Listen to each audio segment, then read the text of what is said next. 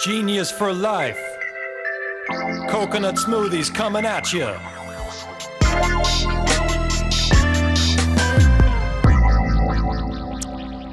Hello, welcome to episode 38 of 15 Minutes of Genius. I am your kind of amazing host, Alex Baer, CEO and founder of Genius Juice. The logo here, head over here, head down here, that way, bottles right there. That's all genius. So super excited for our guest today. And just to take a little step back, what is this show all about? It's about bringing on amazing entrepreneurs with amazing products and also great stories and talking about how they started in the CPG space. We also bring on advisors. We bring on investors. We bring on, legends that have been in the beverage or food space for many, many, many years. So, we are posting these on LinkedIn every Tuesday and every Friday. So, let's roll in. Oh, wait, hold on, I forgot. My big plug. Mark Nicholas, Mark N. I'm at manhattanbeachstudios.net. There he is. And that's with his Happy Moose Juice. Looks like he is loving it. It's keeping him energized. It's like right off an orange tree, right? Cheers to that. So, our guest, Happy Moose Juice. CEO, founder, Ryan Armistead. I think I pronounced your last name right. I keep on messing that up. Little bio on the company. Happy Moose's mission is to craft the world's freshest juices and to inspire happiness in anyone we come into contact with. We achieve our mission through our brand promise, which is 4 things. Our juices are made from heirloom produce grown by independent family farms. I can definitely taste it in the product. The product's amazing. Each piece is tree ripened for maximum flavor, freshness, and nutrient density. Then it's hand-picked and pressed within 3 days of harvest. Sounds like Genius Juice's mission with coconuts. And it's bottled in 100% post-consumer recycled bottles. Couple other things. They're utilizing upcycled produce to help fight food waste and climate change. Love that. Donated 8,000 bottles of juice to the unhoused community in San Francisco during COVID through a program called Juice for Joy, and gave 10,000 bottles to the frontline workers when the pandemic hit. Ryan, how you doing, my man? I'm good and glad to be here. Awesome. I pronounced your last name right. Please tell me. You nailed it. Awesome. Okay, thank God. I screwed up the last episode with Greg Fleischman, the co-founder of, he's a co-founder of Food Stirs, but I messed up his other co-founder's name, Galit. But to my defense, her name is not an everyday name, so that's my cop-out for that one. So you're in the plaid, kind of the winter attire there. Very cool, very cool. And you're in, by the way, what city are you in right now? I'm actually in Berkeley, just across the Bay Bridge from our headquarters in San Francisco. Very cool, very cool. Awesome, man. Thanks for joining us. Let's roll right into it. Product, amazing. You guys have had definitely a different kind of approach from other juice companies, right? Like you didn't just go right into Target or Sprouts. Like you're actually focusing more on other areas. Tell us more about your strategy with this product. And I want to get into the story too, but I think my first question, what is your distribution strategy? Where are you now? And what would you like to do in 2021? And then to add on top of that, tell us about your brand story and product. Any order that you want. For sure. I guess I'll start with the first question. So obviously distribution and sales have evolved somewhat, especially over the past year. But originally we launched as a juice bar and actually a pop-up juice bar that was inside of a restaurant that was only open for dinner. So we started selling juice from this really badass, beautiful cocktail bar in San Francisco during the day while they were closed. And we did that for about 3 years. And yeah, we just kept doing it because we were selling enough juice to pay the bills and keep things going, but just enough or not quite enough to pay ourselves well. So, we had the startup hustle going for the first 3-4 years. I mean, we still got it going, but things have changed a lot since we transitioned to our wholesale model. So we were what I like to call juice legging for a little while, selling raw fresh juice to some wholesale accounts. And that's kind of how we just validated our wholesale model, and that kind of bridged things to where we had enough wholesale business to create a processed product and work with a manufacturing partner. So that was a blessing in disguise, even though we got in trouble for it. So definitely part of our story. And yeah, then we pivoted or transitioned to selling to a lot of food service places. Cafes and coffee shops are big up here. And obviously a big part of like the food and food lifestyle scene. So really going after like, all the cool coffee shops, cool bakeries, cafes, restaurants, hotels, things like that. Peet's Coffee was like one of our first, I'd say, like chain accounts that we landed. So big ups to Peet's. They're still a customer of ours. COVID's obviously been a little challenging for that, but yeah. And then once the pandemic hit, and a lot of the offices that we were catering to, or restaurants, hotels, those things started closing down, we quickly realized that we needed to transition our sales focus too. So we just started selling. We already had some really good e-com partnerships in place, people like Good Eggs, Sunbasket, Farmstead, among some others. And then also we're selling at enough retail grocery accounts, natural independent groceries here in the Bay Area. And then along with some other food service type of accounts down in Southern California. So this year we've definitely transitioned to selling a little bit more to like your traditional organic natural groceries, some of the chains. Safeway is a customer that we launched with a few months ago, which you know. But yeah, so it just naturally evolved, and now we're mostly focused on like e-com and getting our own D2C platform going, with kind of all the food service stuff that we have going being a complement as well as like the grocery space. So, and then yeah, just to go back, answer your question fully.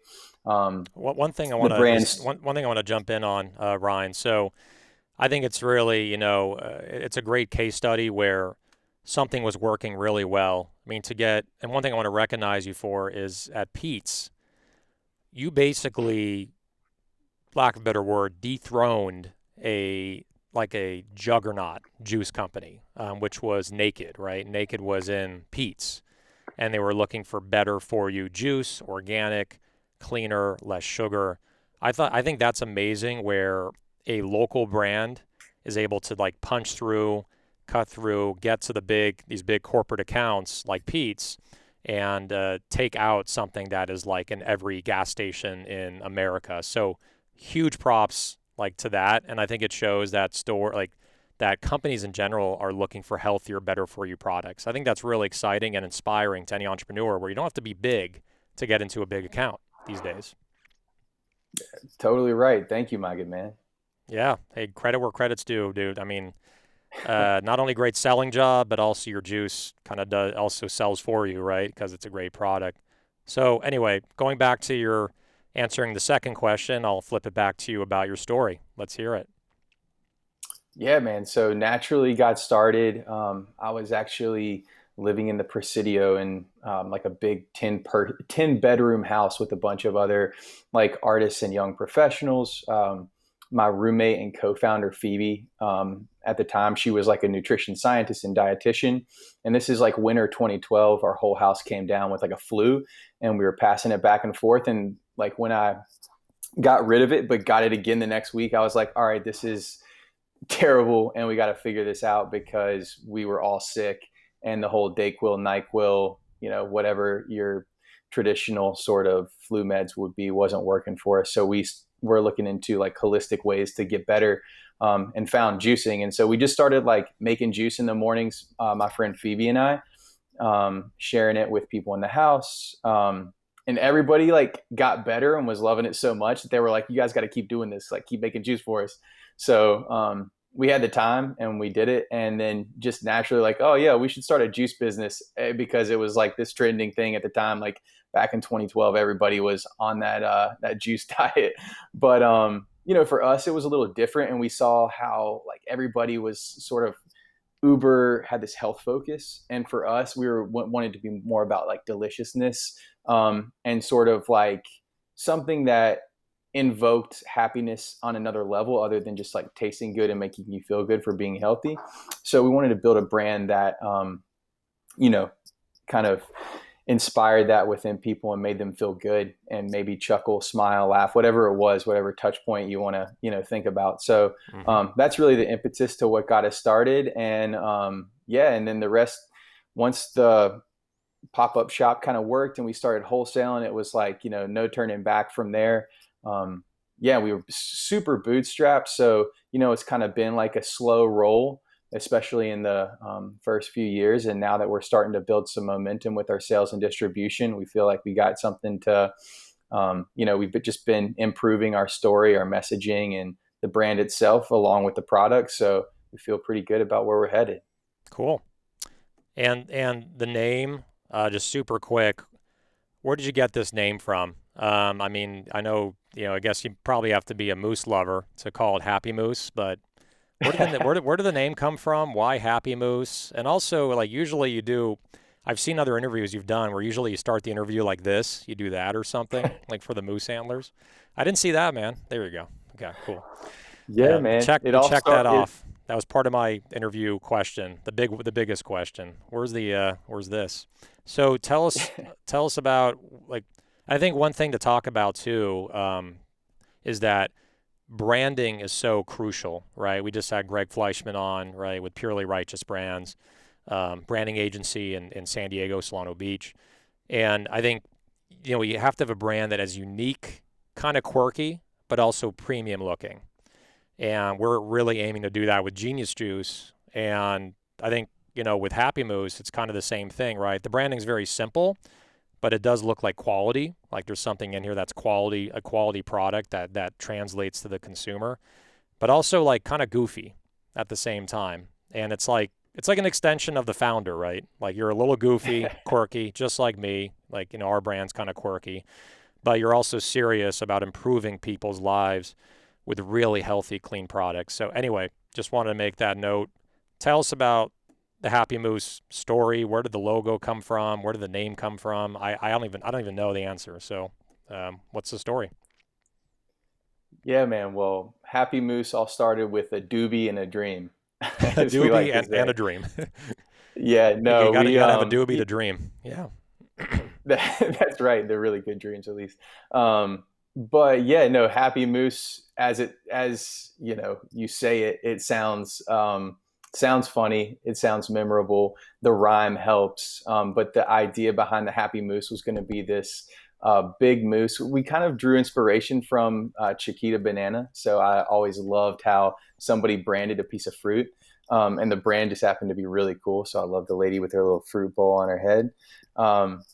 But Happy Moose was this idea. It was going to be this giant moose. The naming kind of came borrowed from Dr. Seuss. I'm not sure if you guys have seen like The Grinch or read any of the books, but he talks about moose juice and goose juice in all those books. So Happy Moose Juice, obviously happiness being like the cornerstone of the brand, was so important for him to be happy because that's what we were going for.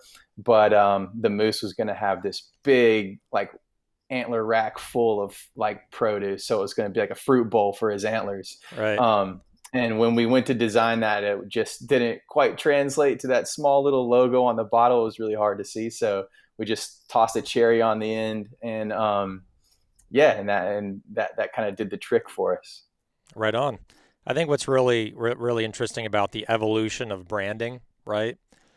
When I see product that's in the store, right, it kind of like they start with like the logo is enormous. It's like half the bottle, right? And I think your previous branding, it may have been a little bigger, I think, from what I remember, right? The antlers or the moose was like bigger. Yeah, the moose was bigger, correct. Yeah. So now I think what's important, what I've like learned, right, from getting into large accounts and starting to kind of break into conventional, which is also what Happy Moose is doing with Albertsons and other stores, is to talk less about ourselves and the brand, right, and more about what it is and what are the benefits for the consumer. And one thing, the best way to learn from that is walking into a Costco. When I go to a Costco, right, because we launched there, but besides the point, I'm bragging a little bit, but this is about, I got to throw that in. But what I notice at Costco is the boxes, the branding, the labels. It's in big words like organic tortilla chips or organic blueberry muffins, and then like the logo is like at the top. That's really, really small.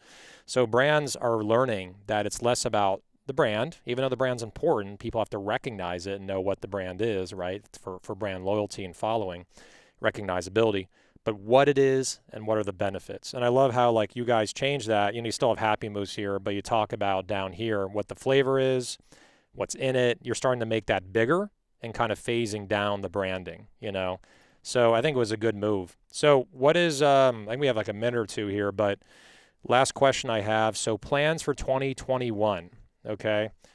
With the fact you're going into wholesale, you're going into more stores. Coffee shops are not as relevant as they were because of the pandemic. Where are you aiming to go beyond just some of these conventional stores? I know you want to get into Whole Foods, you want to go into natural. Is that going to be the route for this year? Yeah, I mean, definitely targeting those guys as we should be. And then also very focused on building out our own direct-to-consumer sales platform with third-party logistics partnership on the fulfillment. So that's just like any small brand who wants to kind of control their own destiny and own their customer, we're hoping to successfully build that out. And then really beyond that, I'm really looking forward to some of the brand partnerships that we have going. Those are just some more like the fun work that we get to do and working across categories with other brands and stuff like that. So that's another thing that we are dedicating some like time and resources to that I think will produce some fruit both for us and the partners that we're working with. Very cool. Very cool. I think I probably asked the same question twice, but it's good to hear about the plans for 2021 and the D2C. I think that's really, really crucial where people are ordering from home now. For any entrepreneurs watching, Ryan and I talked offline about this for at least about 45 minutes, how to make a brand that is refrigerated and perishable successful online. That is really tough. For us, it was the easy part was we were on Shark Tank. That was the easy part. The hard part was making it economical and profitable. So it's really important to look at the economics because you remember with Perishable, it has to go 2-day shipping, right? 2-day air, 2-day ground, ice packs. It's heavy. There's labor. It's very labor intensive. And also Amazon does not fulfill, right? It has to be done by the vendor for Refrigerated. So I know you're going down that path right now, Ryan. And from what I've gathered, probably the only solution is to raise the prices online because I feel to get a cold pressed organic juice that maybe it's $5 in the store or $4, it's okay to pay a couple extra bucks to get it delivered to your door, that convenience. So anyway, it's a struggle that's ongoing for any refrigerated perishable brand, whether it's Rebel, Koya, Harmless. The sales are not super high online with these guys because it's a challenging area to get into. So I really commend you for getting into that. And it really helps market your product across the country, right? Get it to people that don't know it yet, right? And they can get it online. So very cool. Last segment we have, which not sure if you're aware of it, brand new. It's called Rapid Fire Questions. Rapid Fire Questions. Did you know this was coming or complete surprise? Well, I saw the guy that you were talking to for the episode. Oh, you saw the end. So in complete transparency, yes, but this feels fun. I like this. Cool. That's right. Yeah. Whenever we do tapings in a row, so there's a guest in the what is it called? On deck, right? You're on deck when we were interviewing Greg Fleischman, and so you get to see the last part of the interview. So that's right. Okay. All right. So pretend like you've never heard these before. Do the whole Men in Black thing, with that thing that clears your brain. Yeah. So I'll just do it right now. Okay, there we go. Boom. Welcome to the show. Rapid fire questions. Here we go. NSYNC or Backstreet Boys? The Backstreet Boys sing Bye Bye Bye? That's NSYNC. NSYNC then. Yeah. It really shows you that answer tells you that they're interchangeable. It could be any. It could be either one. First thing you do when you wake up? Smooch my wife. There you go. That is a great answer. My wife is like, first thing you do when you wake up, do not check your phone. Don't go to the bathroom. Kiss me. First thing. So that's the There you first go. time someone's answered that, actually, like kissing their wife. Movie you can watch an unlimited amount of times. I would have to go with a Goofy movie. Walt Disney's a Goofy movie. Cool. Soundtrack is phenomenal. Any Disney movie in the specific? A Goofy movie. Oh, that's the name of the movie. A Goofy movie. Yeah, Okay. you got to see it, man. If you haven't seen it, you can watch it like unlimited. It's that good. Damn, that's the one from like the '90s, right? The cartoon. Yeah, I feel Oh, like it's a okay. play on like Michael Jackson's career, but Maximilian, the Goofy son. Yeah, yeah. Okay. I thought you were saying like a Goofy movie. I totally right over my head. This is the 15 minutes of mediocre intelligence on my side. Song you can listen to an unlimited amount of times. I'm gonna go with Johnny Be Good by Chuck Berry. And of course, the version on Back to the Future. Yeah. Favorite sport to watch? Yeah, it's gonna have to be March Madness NCAA basketball. Yeah, it's exciting. Zoom, Microsoft Teams, or Google Meet? Or neither, or none of Go- them. Google Meets. Cool. What is your spirit animal? That one's easy. Yeah, a happy moose. Yeah, I would say that or some kind of bird. I don't know. I've got like, let me give you the side profile, like a bit of a beak here, and I love flying, so I could also go with any variety of the birds that can just soar forever. There you go. Yeah, under the radar, right? The bird under the Yeah, radar. And you're that's not right. a bald eagle. That's me. For reasons, that's why I'm wearing a hat. Um, peanut butter, or actually, no, sorry, window seat or aisle seat on an airplane. I'm gonna have to go aisle seat just because I love to like get up and look around, move around the airplane, check everybody out, that sort of thing. Yeah. Check everyone out. I love it. Peanut butter or almond butter? Peanut butter. I mean, but if it's just peanut butter, yeah, peanut butter is delicious. Sweet. Omnivore, flexitarian, vegetarian, or vegan? Flexitarian. LeBron James or MJ? I'm a North Carolina boy originally, so MJ through Tar and through. Heels. Ginger or turmeric? Ginger. Favorite food or drink if you're stuck on a desert island and you cannot mention the obvious? Oh, dude. Well, for me, it's pina colada on an island all day, every day. There's like sustenance. There's leisure, all of it wrapped into one drink. So yeah, that's Love me. it. And that could be genius juice in there, right? Right there. All right, so Dude, I that would is I'd pay extra for the genius juice. hell yeah. Yeah, there's no currency on an island, so you get it for free, I guess.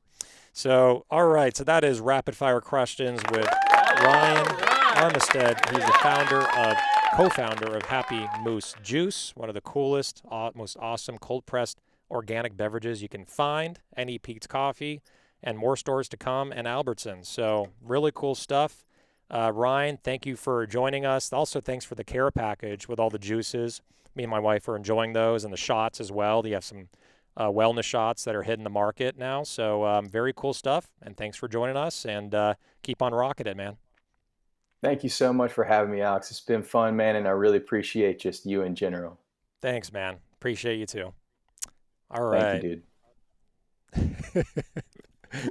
Yeah. All right. Cut him out.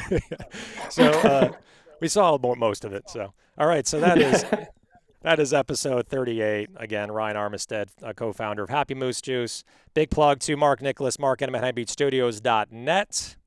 There's all the information below. By the way, our next guest that we're going to be posting about is going to be Carla at Nellie's Organics. So we're really excited to have her on for our next episode.